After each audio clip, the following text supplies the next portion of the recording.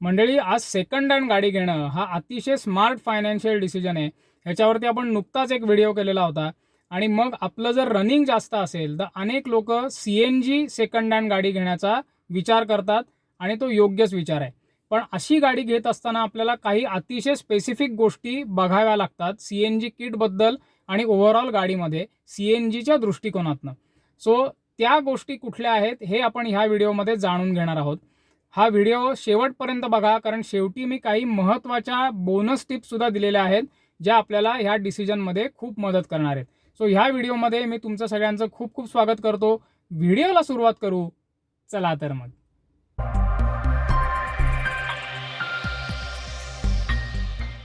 मंडळी, कोणतीही CNG गाडी घेत असताना सर्व्हिस हिस्ट्री हा अतिशय महत्त्वाचा मुद्दा आहे, की जो आपल्याला चेक करायचा असतो.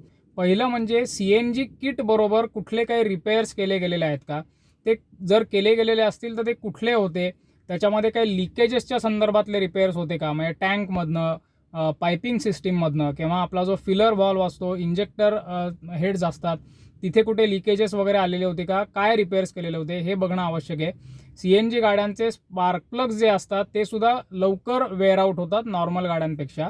तर ते टाईम टू टाईम बदलले गेलेले आहेत का, आणि आत्ता जे स्पार्क प्लग्स इन्स्टॉल्ड आहेत त्यांची कंडिशन काय आहे हे सुद्धा आपल्याला बघणं आवश्यक आहे. आणि सर्व्हिस हिस्ट्रीमध्ये सर्वात महत्त्वाचं म्हणजे CNG टँकचं टाईम टू टाईम चेकिंग केलं गेलेलं आहे का हे आपल्याला बघायचं आहे. पुढे काय चेकिंग आहे ते पण मी व्हिडिओमध्ये सांगणार आहे. आता मित्रांनो, पुढचा महत्त्वाचा मुद्दा म्हणजे CNG गाड्यांचं इंजिन वेअर अँड टेअर जास्त असते कम्पेअर टू पेट्रोल कार्स. याचं कारण असं आहे मित्रांनो, की CNG हे एक ड्राय फ्युएल आहे. म्हणजे पेट्रोल जेव्हा इंजिनमध्ये जातं तेव्हा त्याचं स्वतःचं एक ते लिक्विड फॉर्ममध्ये असल्यामुळे त्याचं स्वतःचं एक लुब्रिकेशन ते सिलेंडरला, पिस्टनला वगैरे करत असतं. म्हणजे ऑइल वगैरे तर गोष्टी असतातच, पण पेट्रोल हे लिक्विड असल्यामुळे ते ल्युब्रिकेशन आपोआपच आतल्या सगळ्या इंजिनच्या कंपोनंट्सचं थोड्याफार प्रमाणात होतं.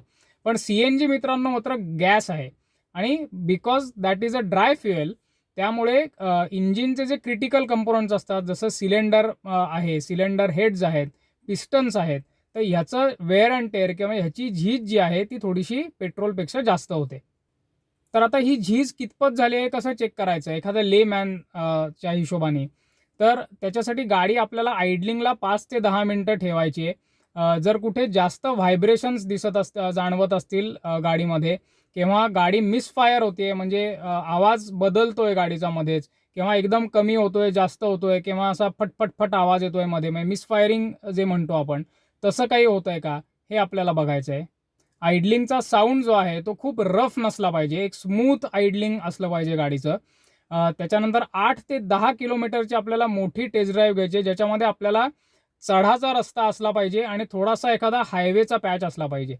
तर हे दोन गोष्टी आपल्याला अशा बघायच्या आहेत, की गाडीचा पिकअप त्या केसमध्ये कितपत होतोय. म्हणजे नॉर्मल फ्लॅट रस्त्यावरती तर नॉर्मली गाड्या पिकअप घेतातच. आता असं आहे की CNG गाड्यांचा तसाही पिकअप कमीच असतो. पण तुम्हाला असं जर जाणवलं की स्लोपवरती, म्हणजे चढावरती किंवा हायवेला ओव्हरटेक करताना वगैरे खूपच गाडी स्ट्रगल करते, खूपच पिकअपमध्ये इश्यू येत आहेत, सारखाच तुम्हाला अगदी सेकंड किंवा थर्ड गिअरमध्येच गाडी ठेवावी लागते, चढावरती फर्स्टच्या शिवाय चढतच नाहीये, तर याचा अर्थ इंजिनची वेअर अँड टेअर खूप झालेली आहे आणि ती गाडी धोक्याची आहे. आणि आता आपण वेअर अँड टेअर बद्दल बोलतोच आहोत, तर इतर जे वेअर अँड टेअर पार्ट्स आहेत, म्हणजे नुसते इंजिन हा एकमेव पार्ट नसून इतरही बरेच वेअर अँड टेअरचे पार्ट्स असतात, की जे CNG गाड्यांमध्ये लवकर खराब होण्याची शक्यता असते. त्यातला सर्वात महत्त्वाचा पार्ट म्हणजे रिअर सस्पेन्शन. कारण नॉर्मली कुठल्याही CNG गाडीचा जो सिलेंडर असतो तो मागे ठेवला जातो, आणि CNG सिलेंडर हा खूप मोठा हेवी पीस ऑफ इक्विपमेंट आहे. त्यामुळे सततचं एक लोड जे आहे ते मागच्या सस्पेन्शनवरती येत असतं. सातत्याने जास्त माणसं गाडीत मागे बसत असतील तर त्या सस्पेन्शनवरती फर्दर अजून ताण येतो, आणि त्यामुळे सस्पेन्शनचा वेअर अँड टेअर लवकर होण्याची शक्यता असते, जास्त प्रमाणात होण्याची शक्यता असते. सो रिअर सस्पेन्शन CNG गाडीचं आपल्याला चेक करायचं आहे. दुसरं म्हणजे मगाशी जसं आपण म्हटलं तसं CNG गाड्यांचा तसाही पिकअप कमी असतो. त्यामुळे बरेचसे ड्रायव्हर जे ते हाफ क्लच वापरतात चढावरती, थोडासा गाडीचं पिकअप म्हणजे किंवा गाडी उचलण्यासाठी. सो त्याच्यामुळे काय होतं की क्लच प्लेट्स ज्या असतात गाडीच्या त्या लवकर त्याची झीज होते. म्हणजे नॉर्मल गाडीच्या जर नॉर्मली 25-30 हजारापर्यंत तरी चालायला पाहिजेत, CNG गाडीच्या कदाचित 15 ते 20 हजारातच क्लच प्लेट्स वेअर आउट होतात, कारण सारखंच हाफ क्लचवरती गाडी चालवली जाते. शिवाय CNGच्या गाड्या ह्या नॉर्मली जास्त रनिंगवाल्याच असतात. म्हणजे नॉर्मली ज्यांचं रनिंग जास्त असतं अशीच लोकं CNG गाड्या येतात. त्याच्यामुळे इतर जे common wear and tear parts आहेत, जी लिस्ट तुम्ही इथे बघू शकताय, तर ते सुद्धा आपल्याला चेक करायचे. त्याच्यामध्ये टायर्स, त्याच्यानंतर ब्रेक पॅड्स किंवा ब्रेक कॅलिपर्स, सगळे फिल्टर्स, त्याच्यानंतर बेल्ट्स, होजेस, स्पार्क प्लग्स मगाशी म्हटल्यासारखं असे सगळे वेअर अँड टेअरचे जनरल वेअर अँड टेअरचे पार्ट्स येतात. मित्रांनो, आपली गाडी गॅसवरची असणार आहे, त्यामुळे आपल्याला पण गॅसवरती राहून सगळ्या चेकिंग करणं आवश्यक आहे. आणि त्याच्यामध्ये गॅस असल्यामुळे सर्वात मोठा प्रॉब्लेम असतो तो लिकेजेसचा. आता CNG तुम्हाला माहिती असेल तर हा एक ओडरलेस गॅस असतो नॉर्मली, म्हणजे त्याला स्वतःचा वास नसतो. पण कुठे लीक असेल तर माणसांना ते कळावं की लीक होतोय, ह्याच्यासाठी एक अतिशय घाणेरड्या वासाचा पदार्थ त्याच्यात मिक्स केलेला असतो. आणि म्हणूनच आपल्याला आपलं नाकाचा वापर करून काही इम्पॉर्टंट जागा ज्या मी तुम्हाला सांगणार आहे, तिकडे काही तसा वास येतोय का, घाणेरडा कुठला गॅसचा वास येतोय का ते बघायचं. तर त्या जागांमध्ये अर्थातच येतो CNGचा टँक, त्याच्यानंतर सगळे पायपिंग होजेस. आता हे बघायचं आहे कसं, आता अंडर बॉडीच्या तिथे जाऊन बघायचं, म्हणजे गाडी रॅम्पवरती चढवायची आहे आणि सगळे पायपिंग होजेस जे असतात ते नॉर्मली गाडीच्या खालती असतात, म्हणजे तिथून ते जातं. त्यामुळे कुठून खालतून काही लिकेजेस होत आहेत का. त्याच्यानंतर इंजिन कंपार्टमेंट जेव्हा तुम्ही उघडाल, बॉनेट उघडाल, त्याच्यामध्ये इंजेक्टर्स, जे बेसिकली जिथे इंजिनमध्ये गॅस फीड होतो ती जागा असते, तिथून लीक होऊ शकतं. त्याच्यानंतर आपण जिथून गॅस भरतो गाडीमध्ये, फिलर नॉझेल जे असतं, म्हणजे नॉर्मली आता नवीन गाड्यांमध्ये सगळ्या पेट्रोलचं जे झाकण असतं त्याच्या बाजूला जे असतं, किंवा मग काही जुन्या गाड्यांमध्ये बॉनेटमधनं ते भरलं जातं. सो फिलर नॉझेलच्या तिकडून काही लीक होतंय का. आणि सर्वात मेन म्हणजे जो CNGचा रेग्युलेटर असतो. आता CNG जो गाडीच्या टँकमध्ये स्टोअर केलेला आहे तो अतिशय हाय प्रेशरला स्टोअर केलेला असतो, म्हणजे 220 PSI ला तो स्टोअर केलेला असतो. पण इंजिनमध्ये फीड करताना मात्र इतक्या हाय प्रेशरने तो करता येत नाही. त्यामुळे एक रेग्युलेटर व्हॉल्व्ह बसवलेला असतो की जिकडून तो प्रेशर कमी करून तो इंजिनमध्ये फीड केला जातो. आता ही सर्वात महत्त्वाची साईट आहे मित्रांनो, जिथून नॉर्मली 80% लिकेजेस होतात.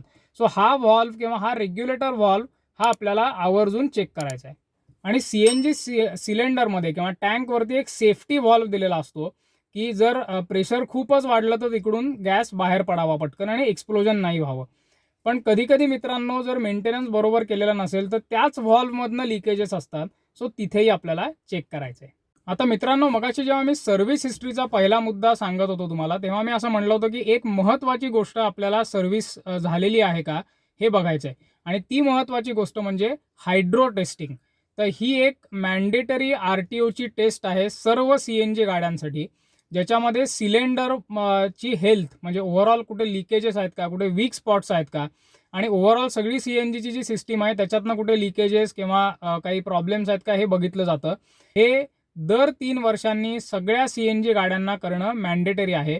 त्याचं तसं सर्टिफिकेट इश्यू होतो. सो बेसिकली गाडीचं अशा प्रकारचं CNG टेस्टिंग दर 3 वर्षांनी झालेलं आहे का, त्याचं सर्टिफिकेट आहे का आणि त्याची व्हॅलिडिटी अजून आहे का, हे बघणं अतिशय सर्वात महत्त्वाची गोष्ट ही CNG गाड्यांबद्दल असते. तर मित्रांनो, शेवटचा आणि अतिशय महत्त्वाचा मुद्दा म्हणजे डॉक्युमेंट्स. तर 2 डॉक्युमेंट्स आपल्याला चेक करायचे आहेत. पहिलं म्हणजे गाडीचा RC बुक, ज्याच्यावरती फ्युएल टाईपमध्ये पेट्रोल/CNG असं लिहिलेलं असलं पाहिजे. फॅक्टरी फिटेड CNG असेल तर हे ऑब्व्हियसली असतंच, पण जर बाहेरून CNG किट लावलेलं असेल तर हे विसरलं जाऊ शकतं. आता गव्हर्नमेंट ऑथोराइज्ड CNG किट जर लावलेलं असेल त्या सेंटरमधनं तर असं नॉर्मली होत नाही. पण आपल्याला हे बघणं आवश्यक आहे, कारण असं जर केलेलं नसेल तर 5 ते 10,000 रुपये एवढी हेवी फाईन आहे फर्स्ट ऑफेन्सला. सेकंड ऑफेन्सला डायरेक्ट गाडीचं RC बुकच सीज केलं जातं आणि जोपर्यंत गाडीचं ते रिन्यू होत नाही RC बुक, तोपर्यंत गाडी रस्त्यावरती राहू शकत नाही. आणि इन्शुरन्सचं डॉक्युमेंटसुद्धा आपल्याला बघणं आवश्यक आहे. पॉलिसीवरती सुद्धा पेट्रोल/CNG असं फ्युएल टाईपमध्ये लिहिलेलं असलं पाहिजे, कारण इन्शुरन्स कंपनीला सुद्धा हे डिक्लेअर करावं लागतं की ही एक बाय फ्युएल गाडी आहे, CNG वरती सुद्धा चालते. आणि व्हिडिओच्या सुरुवातीला म्हणल्याप्रमाणे मी तुम्हाला काही बोनस टिप्सही आता देणार आहे. सर्वात महत्त्वाची बोनस टिप म्हणजे शक्यतो सेकंड हँड CNG गाडी घेत असताना ज्याला फॅक्टरी फिटेड CNG येतो, म्हणजे कंपनीनेच CNG बसवून दिलेला असेल अशी गाडी घ्या. शक्यतो बाहेरून किट जे CNG बसवलं जातं अशी गाडी घेऊ नका.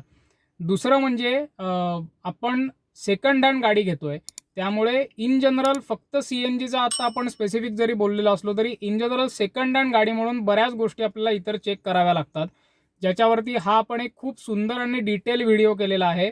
हा आपल्याला चॅनलवरती जाऊन बघायचा आहे. आणि तिसरी महत्त्वाची टिप म्हणजे आपल्याला नक्की CNG गाडी लागणार आहे तरी का? म्हणजे CNG गाडी आपल्याला कोणीतरी सांगते म्हणून आपण घेतोय का आपल्याला खरंच त्याचा उपयोग आहे, खरंच सेव्हिंग होणार आहे म्हणून आपण घ्यायची आहे? आणि ह्या विषयावरती सुद्धा आपण एक सुंदर व्हिडिओ केलेला आहे. अतिशय चॅनलवरचा पॉप्युलर व्हिडिओ आहे. 5 लाखापेक्षा जास्त व्ह्यूज आहेत त्याला. तर तो इमिजिएटली आपल्याला जाऊन बघायचा आहे. तर मंडळी, हा व्हिडिओ तुम्हाला कसा वाटला हे जरूर कॉमेंट्समध्ये सांगा. ह्याच्याबद्दल काही शंका वगैरे असतील तर त्या तुम्ही मेन्शन करा. माझा ईमेल ID मी दिलेला आहे, त्याच्यावरती तुम्ही मला संपर्क साधू शकता. या व्हिडिओला नक्की एक लाईक द्या आणि राईट ड्राईव्ह मराठीच्या यूट्यूब चॅनलला नक्की सबस्क्राईब करा. Kiran Abhyankar from the right drive Marathi signing off. धन्यवाद.